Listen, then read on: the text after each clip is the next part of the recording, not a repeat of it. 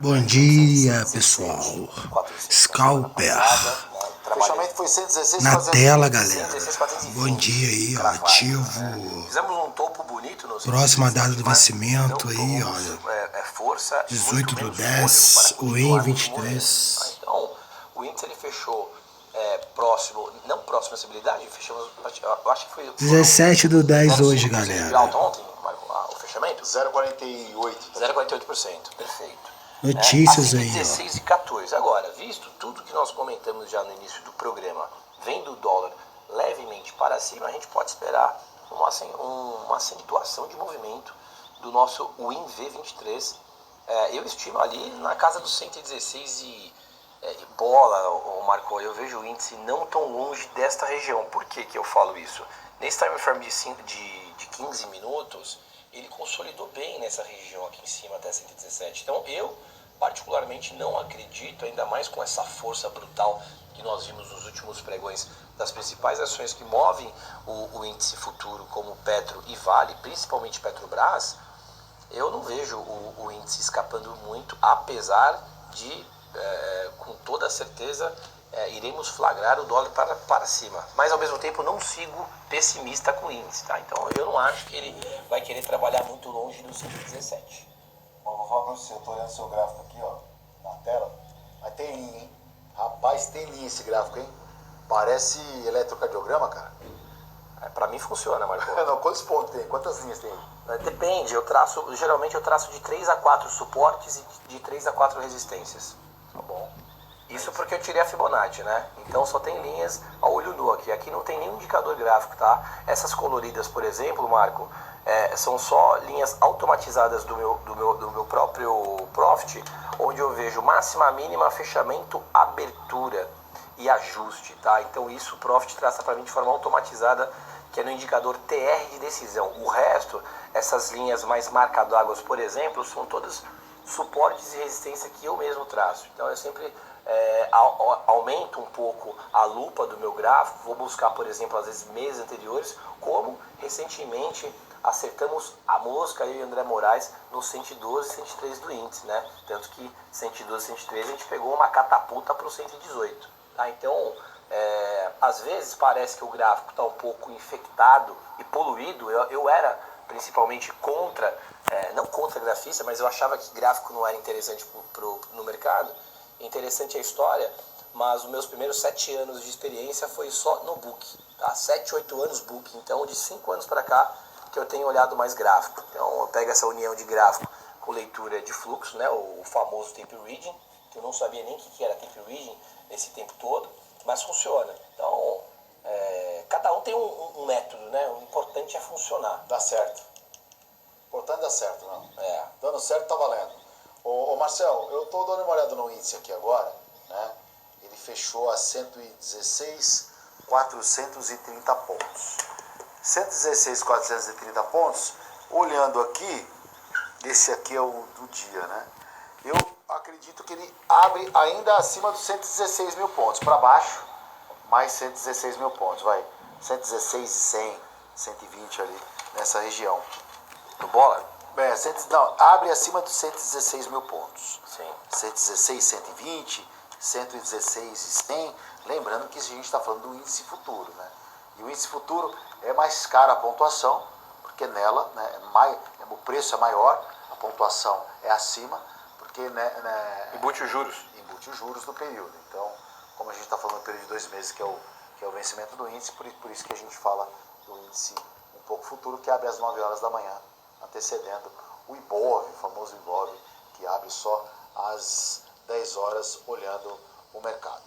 Bom, a gente, faltando aí exatamente 13 minutos para abrir os mercados futuros, né? A bolsa amanhecendo aí com viés um pouquinho negativo, o dólar com um pouco em alta, olhando tudo o que está acontecendo. Agora, uma pergunta antes de começar a falar Brasil, aqui falar do Brasil, trazer as informações locais.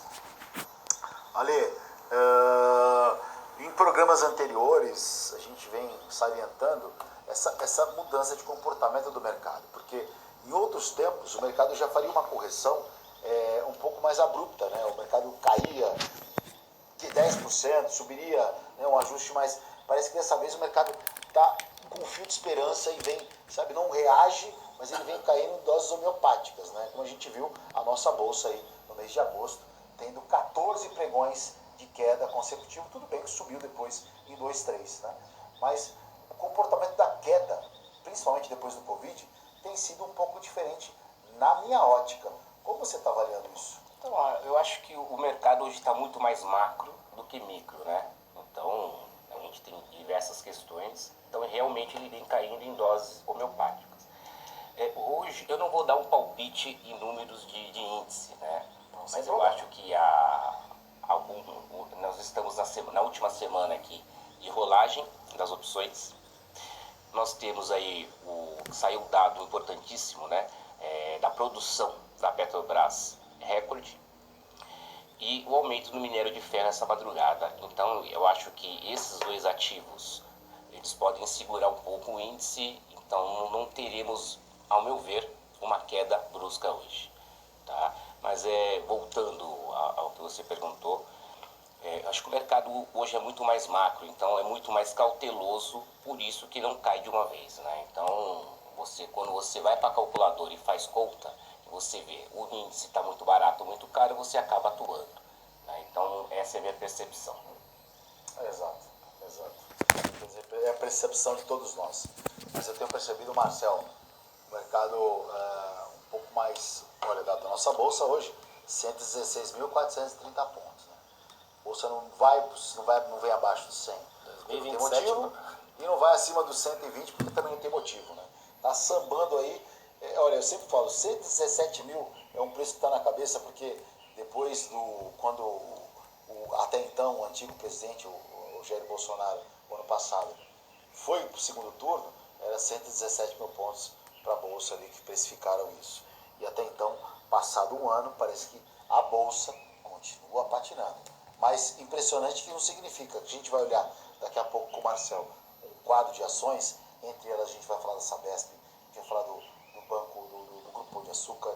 Quero trazer o setor que a gente não fala tem um tempinho, Marcel, no bloco final, tá? Então você, já dando spoiler para você, o setor de proteína animal, JBS, Minerva, né, Marfrig, vamos trazer esses segmentos aí, e a gente vai ver que dentro, né, embora o índice com 117 mil pontos, tem ações aí que acabam ficando ou acabam tendo um resultado muito acima do esperado. Então, falaremos disso daqui a pouco. Marcel, sobre as cotações aqui, eu estou dando uma olhada aqui na grade de cotação ontem, esse é o famoso mapa de calor, a gente tem nada muito destaque não. Fora os que nós iremos puxar, geralmente, no modo geral, parece que está tudo muito... a gente pega a Petro, por exemplo, aqui, uma alta de 1,10%. A gente pega a Prio, também que é derivada de petróleo, a queda de 0,40%. A Prio, que geralmente o preço da ação tem feito movimentos mais elásticos.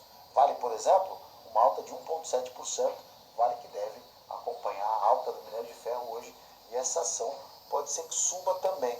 A gente vê que, no modo geral, nessa grade aí, bem mista, né, Marcelo? Acho que está um pouquinho mais positivo, porque o dia de ontem foi positivo, mas as ações, de modo geral, acho que o mundo, o investidor, começa agora a ter um fôlego para ver o que vai acontecer perante a todos esses movimentos de juros nos Estados Unidos, ainda questões de arcabouço brasileiro indefinido, a gente tem crise no Oriente Médio, o mercado está meio que de lado, né?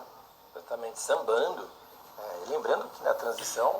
Galera, o mercado tá de lado, lateralizado. Efetivado, então o mercado não tem motivo. Então vamos observar aí durante essa manhã, já tá quase abrindo aí o mercado aí, ó. 17 do 10, O mercado está um pouquinho mais 2023, 7 minutos para abrir. A gente olhar para fora, né, países emergentes. Então vamos ficar de olho aí, ver o que acontecer, as notícias. Tá lateralizado, Mais equalizado, que é a região de uma boa performance força vendedora jogando para baixo. que Aqui nós vimos na Ásia, né, a pior crise que eles passaram. tá totalmente uma região de liquidez. Momento aí de observar e fazer os scalp certeiro, galera. Não ficar tirando igual maluco aí.